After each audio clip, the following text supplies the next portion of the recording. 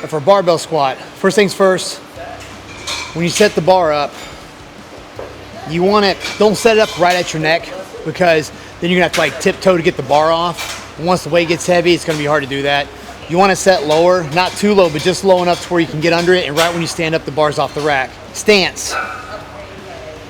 Feet, shoulder width. Some people, the way they're built, they can get wider and everything will line up right. A lot of the stance depends on how you're built. For me, shoulder width, sometimes a little wider is okay for me. You'll be able to tell because your knees should stay right over your feet. So if you have a hard time keeping them in line with your feet, like if they're coming in too much, then you probably need to bring your stance in. So the knees and the feet need to be in line. You don't want your knees inside the feet like this, or even outside. You want it same lined up, and you want your knees pointed the same direction as your toes. So get your stance. I barely point my feet out a little bit. Let's see, that's good. Toes slightly out, which means knees slightly. Don't have your knees pointed in and squat like this while your toes are pointed out. Have your knees going in the same direction as your feet. Now going down, I try to explain it like this. Keep your chest up, shoulders back. Think about dropping straight down, but your hips and your knees are in the way. So you got to break the hips first and then break the knees, and then you start to feel this pocket open up. And when you do this, you'll know what I'm talking about, because you'll definitely feel it. You want to, as keeping your chest up, drop straight down as low as you can in that pocket. Push with your heels, push up. Push your heels in the ground and come up, and then squeeze your legs. Some people naturally sit back too much, and they'll sit back, way back, coming down like this. I tell those people to break the knees first, then break the hips, and then that usually lines them up better. So they'll come down like this, but if you sit back too much, you'll naturally come back like this and almost turn this into a good morning. So for people that sit back too much, break the knees first, then break the hips, and then drop into the pocket.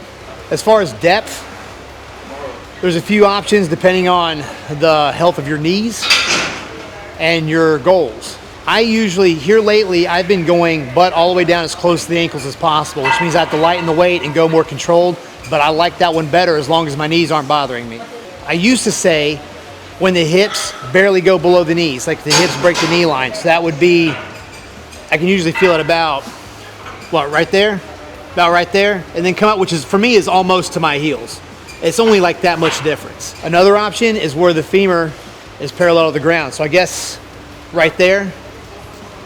So where this is parallel to the ground, it feels like it's parallel. That's where it should be. And you can come up.